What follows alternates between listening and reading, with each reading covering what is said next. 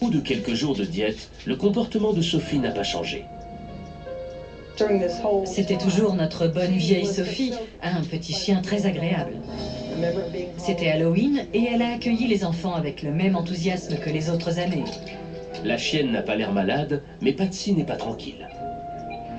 Ma mère m'a appelée assez inquiète. Sophie ne mangeait plus et maman ne savait pas trop quoi faire. Elle avait perdu tout appétit, même pour les gourmandises. Ce jour-là, Patsy voit Sophie boire une grande quantité d'eau et la vomir aussitôt.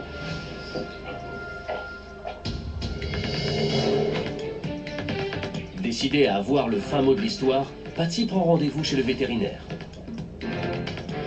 Nous connaissons Sophie depuis qu'elle est toute petite. Nous avons vu tout de suite que ça n'allait pas. Elle avait perdu du poids. Elle vomissait et elle était déshydratée. À part ça, elle avait une température et un rythme cardiaque normaux. À l'examen, tout allait bien. Il ne restait plus qu'à faire des radios.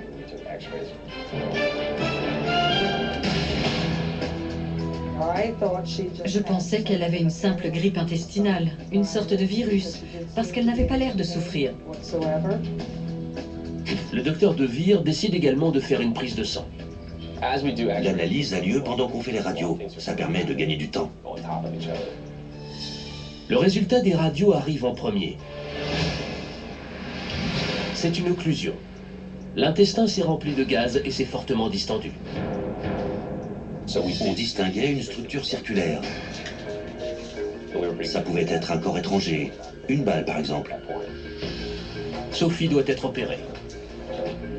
Mais l'analyse sanguine montre que les vomissements ont provoqué un déséquilibre en acide chlorhydrique dans l'estomac et en électrolytes dans l'intestin. Ce déséquilibre peut affecter le rythme cardiaque et la capacité à conserver un taux d'hydratation correct.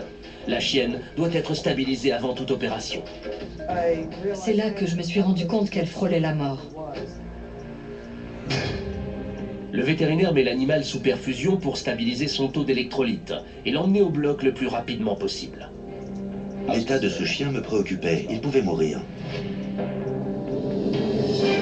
Le lendemain matin, le bilan sanguin de Sophie s'étant amélioré, le vétérinaire a le feu vert pour l'opération. On pratique une incision médiane de l'abdomen.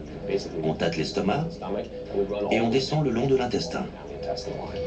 Le docteur De Vere finit par localiser le corps étranger au niveau de l'intestin moyen. Il ignore de quoi il s'agit, mais il constate déjà les dégâts. On voyait nettement que l'intestin était abîmé. Il était décoloré et je ne voulais pas laisser ces tissus dans l'abdomen. Il ne restait plus qu'à retirer la portion malade et à reconnecter les deux extrémités. Sophie était tout pour moi. Je ne voulais vraiment pas qu'il lui arrive quelque chose.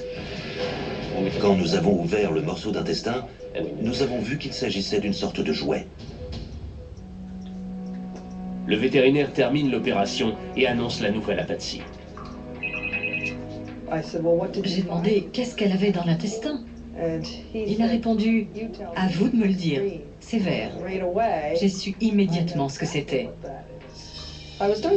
Pendant mes courses de Noël, j'avais vu un os de couleur verte.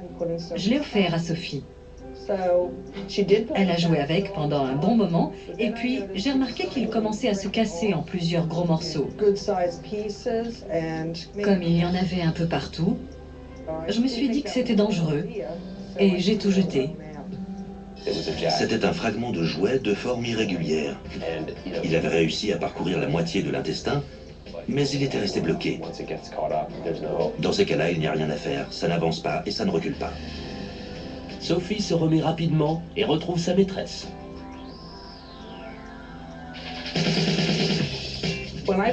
Elle était contente de me voir. C'était un énorme soulagement de la savoir hors de danger. Le corps est vraiment une machine étonnante. L'intestin a supporté la présence d'un corps étranger au bord saillant pendant 2 semaines. C'est stupéfiant.